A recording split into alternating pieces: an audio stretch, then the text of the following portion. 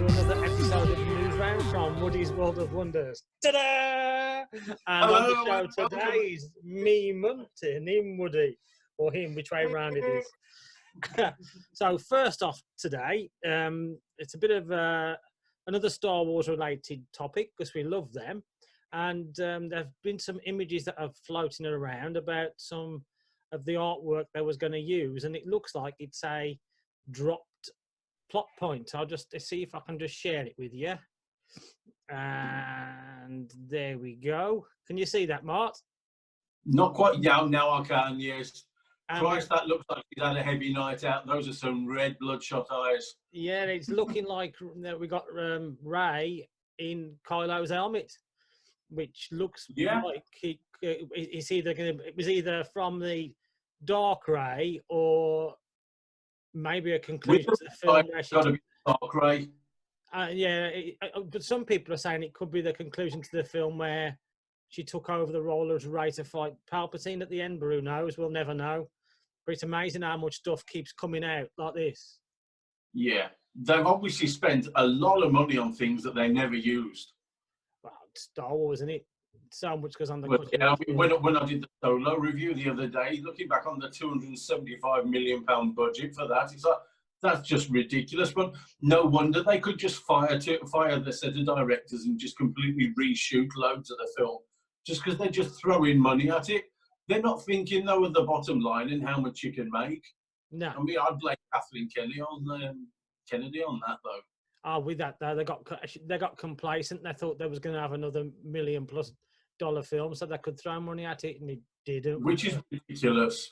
Absolutely. If they thought about it seriously, it was never going to be that. It's what knocked me. They could have had a nice little run of those spin-off movies, making a nice sort of £500,000 at a time sort of thing. If they kept the budget reasonable, really, they could have run the kind of filmed output that they wanted to. But if they want to keep it to the high value that they were getting, then they've got to do it. They've got to do it sparingly. Yeah. They can't do them all the time. They've got to build up a demand for it and be sparing in what you do. If you're willing to take a chance and earn less, then you can turn out a lot more movies and everything. But if you're going to do that, keep your budget down. It's ridiculous. And second story of the day is Pirates of the Caribbean. And it looks like we have a new star.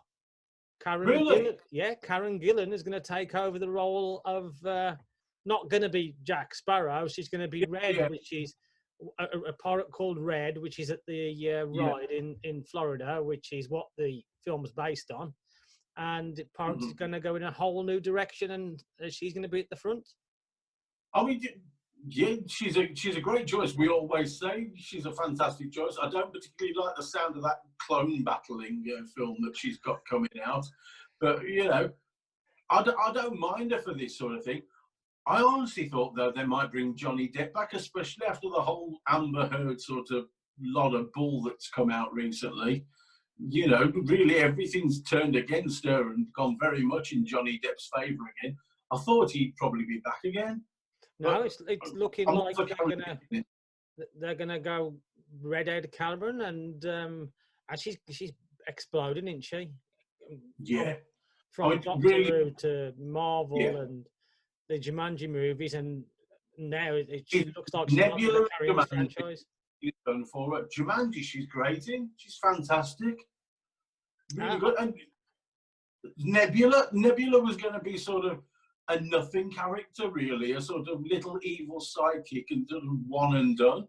But she just claimed that role really so well. She became like the more substantial part, not Gamora.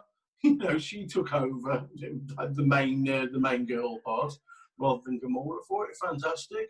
And for the first time, I mean, the trend of swapping the male lead for the female lead and everything else, but for the first time, this doesn't seem too bad. I think as long as it's not a straight swap around, it's basically a female Jack Sparrow, that's going to piss me off.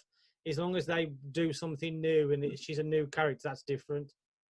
But well, I mean, she's got so much good faith in her as well from the Amy Pond in Doctor Who.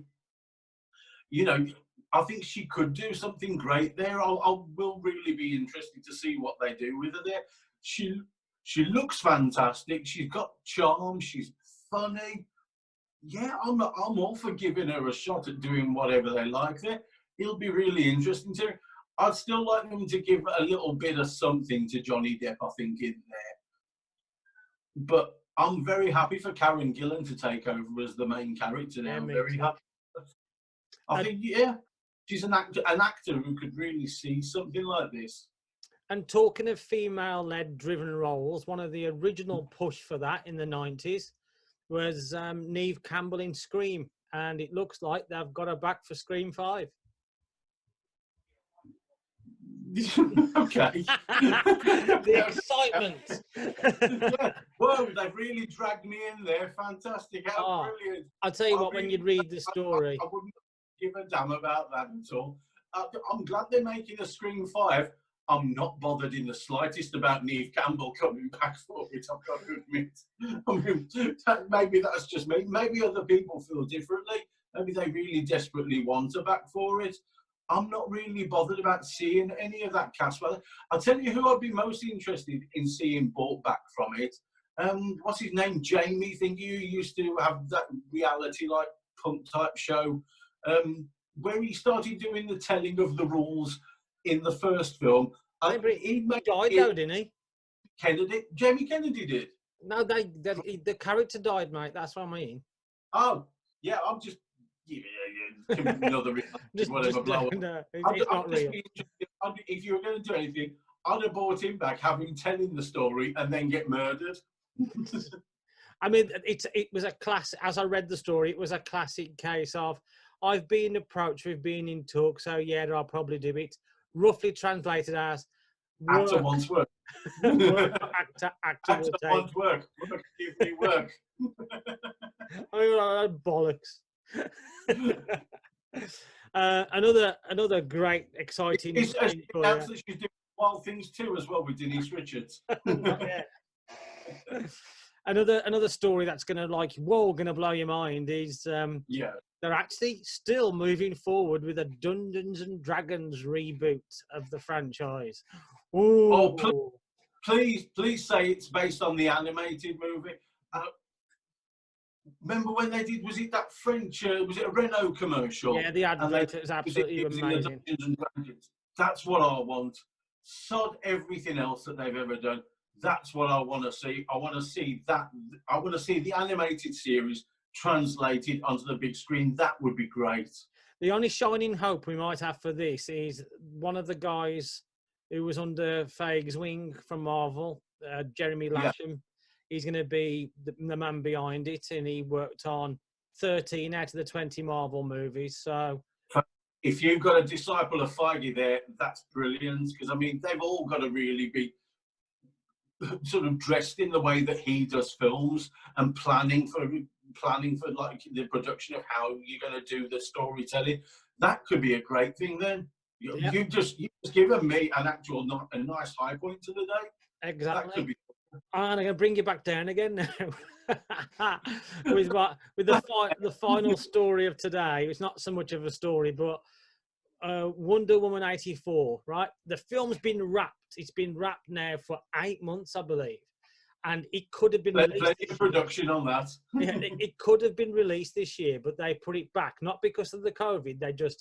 It was ready to go. They just decided to leave it till 2021. Which is a big mistake now. Not because of COVID. No, not because of COVID. It was always going to be in 21. They decided to leave it until then, which is a big mistake now because all these massive movies that was going to come out this year are all going to be coming out at the same time now. And so it's going to have some fierce competition as well. And this is something we were talking about yesterday. Said how crowded is that release market going to be? Some of them, especially the lesser films, really, are going to have to be really discussing sort of deals with like Netflix, HBO, any of the streaming services, really, D+, everything like that. Warner Brothers are putting a lot of faith in Wonder Woman. I spoke the other day about Patty Jenkins wanted to do Amazonian spin-off and Wonder Woman 3 and stuff. Yeah. So I still think big cinema movie. So I read. So the story that came up today, images from Wonder Woman fighting Cheetah. I thought, brilliant. Yeah, you sent them through. Fantastic. Yeah. Here's the picture. Pull them up. Wow. I mean, what a load of shite. Does that do Now, anything for you? once again, unlike you, I like that. That's, I like it. I thought, That's a panel straight out of a comic book. I like that sort of thing. mate, I just looked and I just thought they need to push this hard, and that's what we get. Yeah. I mean, I'd rather see a cheetah looking like Cheetah sort of thing, but I like it. That's like a panel out of a comic book. There's a certain action shot to it. It's just that it's over such a distance that it's small and doesn't show you a great deal of detail. not heavy marketing though, is it? Considering they really need to push this. They really need to relight that fire, because there's going to be a lot of Marvel movies next year, and this is going to be hidden amongst it all. It needs to shine through. Aren't they actually pushing for releasing like a load of movies as well? Aren't they actually going to be releasing like, you know, between sort of 3-4 a year sort of thing now on? Well, where are they? All we've got is Wonder Woman 84. We know the Suicide Squad's coming. Yeah, Batman's coming. Aquaman 2's coming. Batman's coming. Shazam 2's coming. And Black Adam's coming, but not for another 3 to 4 years. In the next 3 to 4 years, we've got 2 movies that are in post-production. That's Wonder Woman 84 and Suicide Squad. So I'm intrigued. Green Lantern. I'm intrigued at Green Lantern Corps to see what they're doing, whether they're doing a TV show or movie with that. See who's going to be the Green Lanterns in it. They're always going to be playing catch up, and they're always going to be hidden amongst the Marvel movies, because Marvel's going to go 4 a year. Marvel are good. Marvel have got what they're going to do. Marvel do their continuous story, a new chapter.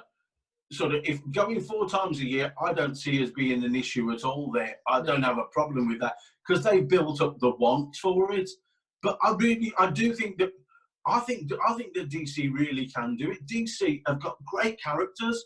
If they can get their head around how to do it properly, and their last few movies have been some really enjoyable things. I think they've got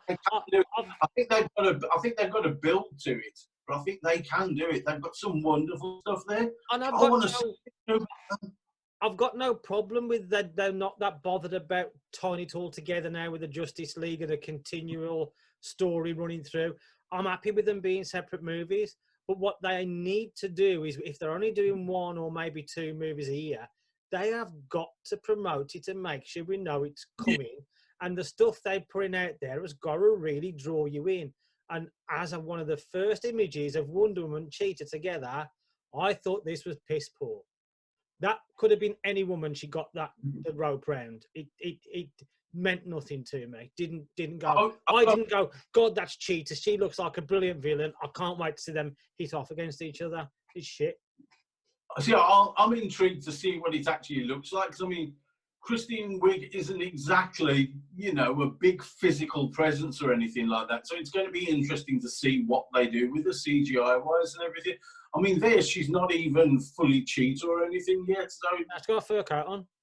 I mean, I've got to admit though, I like the look of Pedro Pascal as was it their Mr. Trump type looking character. But there we go. So that's the news I've found out and about in the last 24 hours. Thanks everybody for watching.